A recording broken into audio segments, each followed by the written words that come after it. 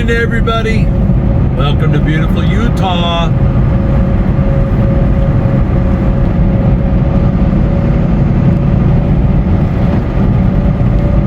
It's a little crispy this morning. It's 8:07 local time, and we have got, the truck is reading 35 degrees.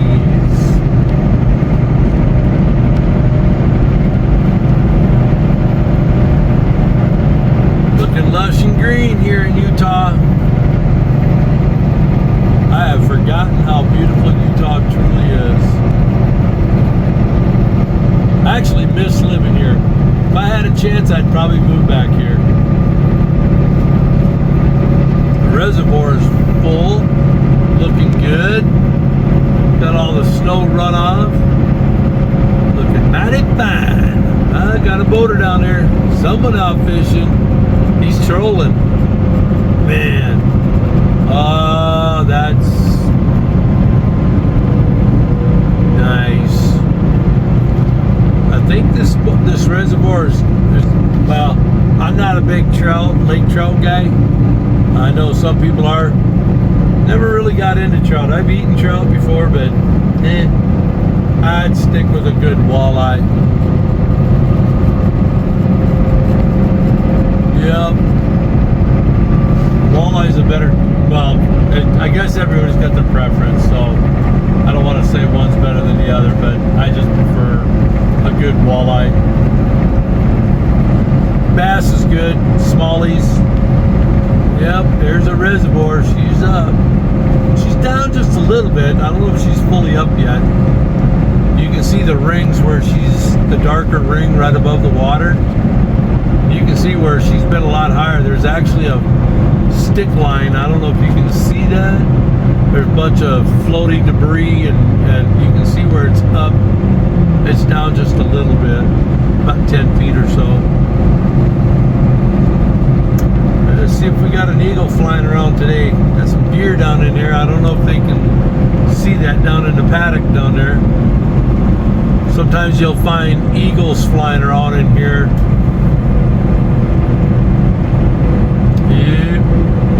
Echo Canyon.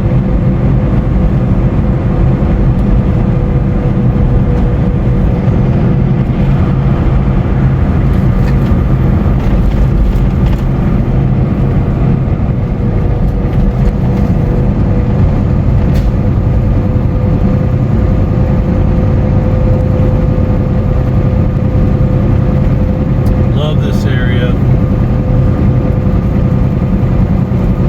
I'd move back here if I could. I know I'd rather have Arizona probably, just because I'm tired of getting snow, but Utah's a beautiful state. Just absolutely lush and green. Alright, everybody. Well, we're going to get to the top of this hill. I'll get back to you. Good morning. Let's get a hump day going.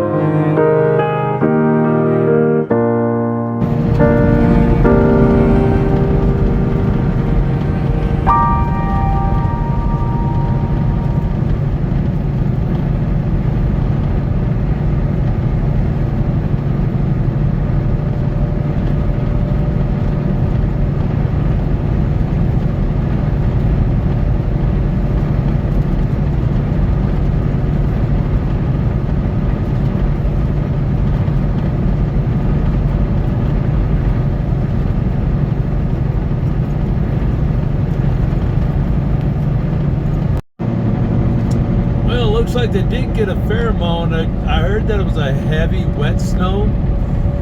So, yeah, doesn't look too bad, but yeah, that's a sizable amount. This is, wow. We're coming into Lusk, Wyoming. We're going to try something a little different. We're going to roll north up to Rapid City. We're going to see if we can't make the Baxter Loves. So, there we go. Let's get her good. Get her. And drifted up pretty good. Well, it was associated with pretty heavy winds. So, population 1541, elevation 5,015 feet.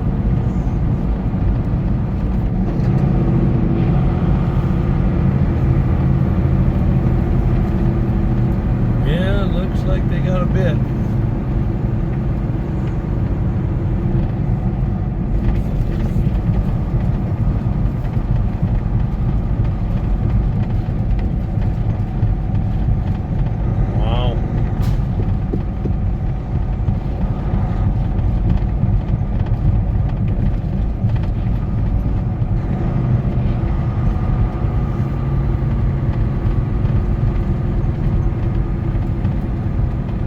Some of you are probably wondering, what the heck, Paul? Why are you driving past that scale that's open? Wyoming's got a deal that if you went past one of their scales coming into the state, which I did in Evanston, you're good to go at all the rest as long as you didn't leave, empty out, or there's a rule for it. So yeah, they got a little bit of snow here. Wow.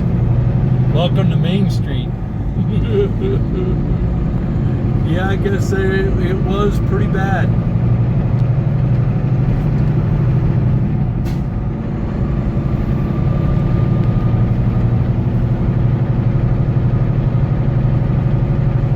Wow.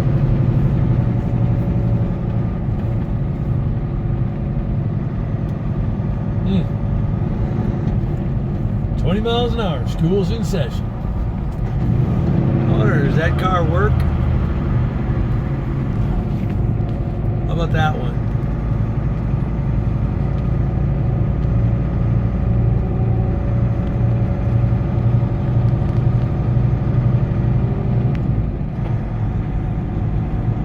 Carnegie Library.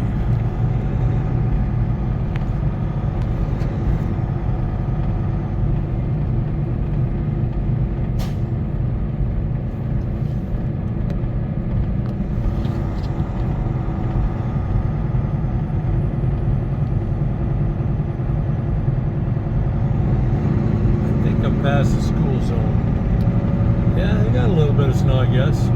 This was the snow Saturday into Sunday at the beginning of the week, and this is why I went the southern route instead of coming through here, because they had this all closed in both directions for a couple of days. I didn't see it reopen on my 511 app until Tuesday morning. So when I went to bed Tuesday night, or not Tuesday night, but Monday night, this was still closed for whatever reason. So, all right, everybody, let's get north. Welcome to Lusk. Wow. Hello, officer.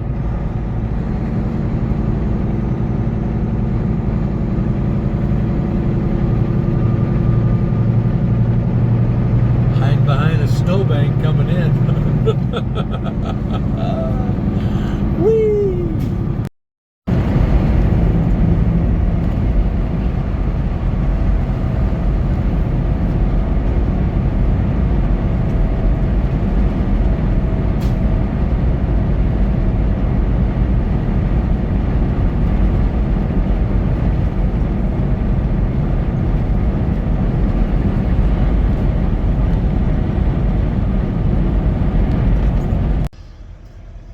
How we doing, everybody?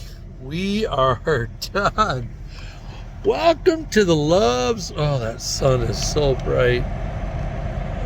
Doesn't that look funny? Look at that. We're in Box Elder. Can't see squat. Air base is over there somewhere. But we're here. We're done. We're 708 miles into the day. I just wanted to. We're not in Provo, Utah no more. I get out of the sun. Yikes. But yeah, so just that. But we're gonna, this will be the end of the week. We're gonna deliver this tomorrow.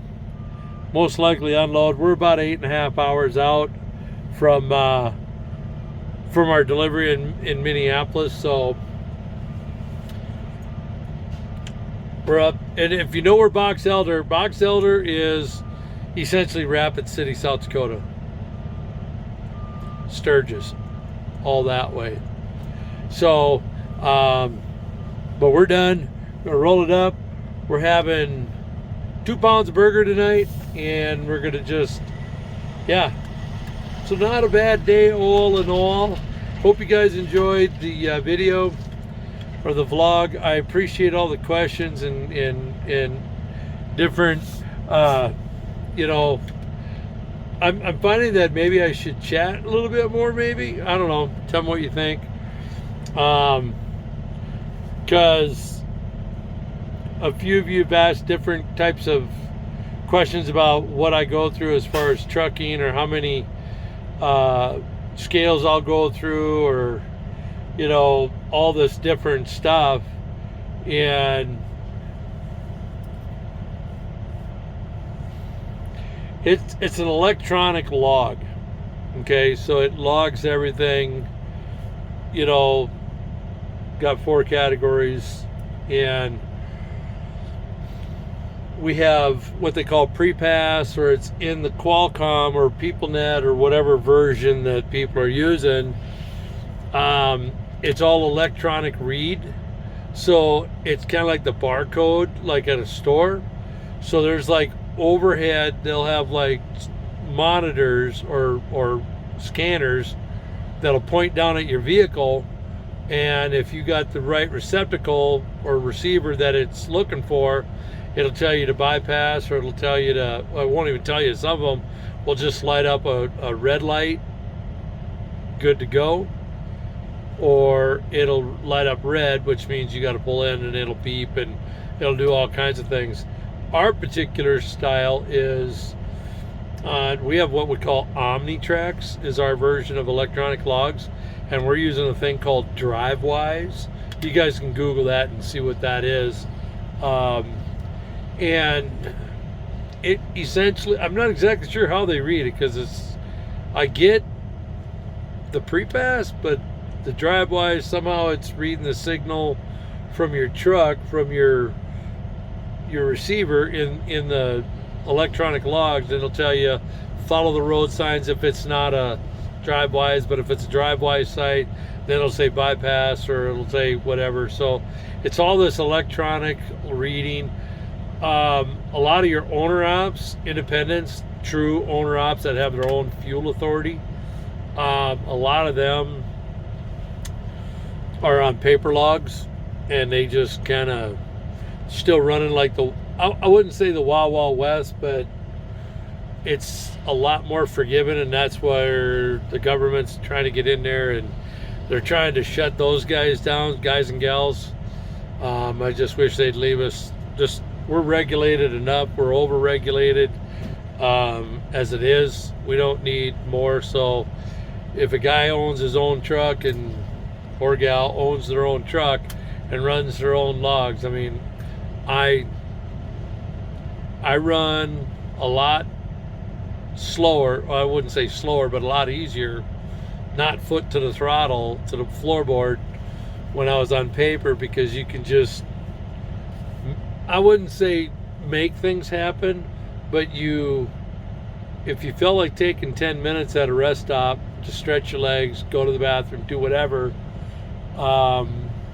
you know, you just did that.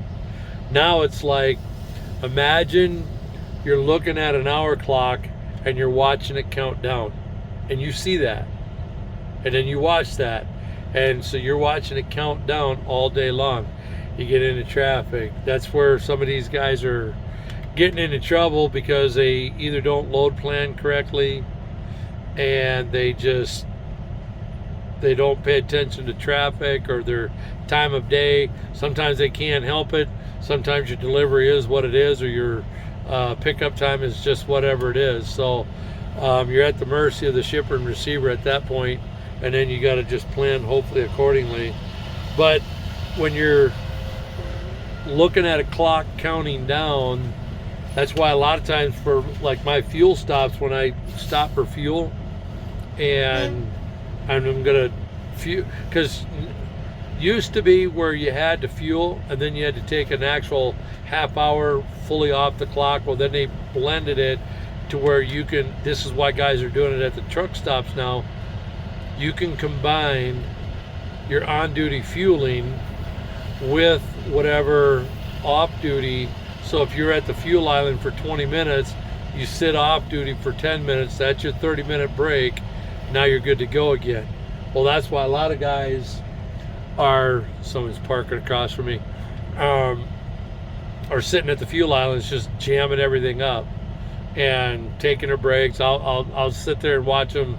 They're watching TV or eating sandwiches, doing whatever. It's completely rude. All the times I've been out here now, I've never done that. I've always, if somebody's coming up behind me and I still gotta wait, I gotta like 15 minutes to go, I'll pull away, go grab a parking spot. I'm not gonna just block somebody because I'm being rude. So yeah, we can talk a little more about that type of things, and that's why people that are on logs, electronic logs,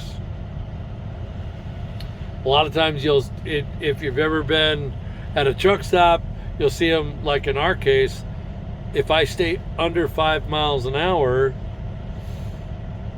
like when I'm rolling away from the fuel island, when I'm done fueling, I'll pull forward to go in and get my coffee or go get my receipt, go get whatever. As long as I stay under 5 miles an hour doing that, I'm technically driving, yes, but am I really driving if I'm rolling 200 feet forward and stopping?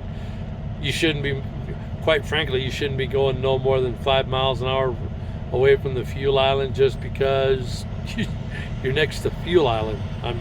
There's a lot of people walking around and all kinds of stuff going on, so you shouldn't be going much more than 5 anyway. So you'll just roll away from the fuel, park, set your brakes, go in, turn your truck off or whatever, and go take care of business inside. Hopefully you're not going in there and ordering from the restaurants and taking another 30 minutes because, or I've seen them block the weigh scale. They'll sit on the scale, get their scale, and then pull forward off the scale and then just walk in. They won't go grab a parking spot. They'll just block the island. There's a lot of inconsiderate people out there. But anyway, long-winded. If you kind of like that, maybe I can start chatting a little bit more about that kind of type thing. I know a few people have asked about different compartments in my truck. I pack for all seasons. Like I had 70 something degrees down there in LA. Right now here in Box Elder, which is basically Rapid City, South Dakota, I've got I think it's like 48 degrees and a really, really strong wind. And it's a little breezy compared to what I just had. So, plus we ran through Lusk and saw some of that snow there in the middle. What y'all think of that? And so, have not heard, but I should be doing Vancouver and Seattle next week. We'll see. But let's roll it up. Let's call it a day. Love you guys. Thanks for coming along. Thanks for liking, sharing, all that fun stuff that y'all do. If you're ever over on Facebook, give me a look-see. We're on there too. So that's growing a lot better than this channel's growing, ironically enough. Weird how that happens. So on that, God bless, love you, Lord willing. I'll see y'all next week.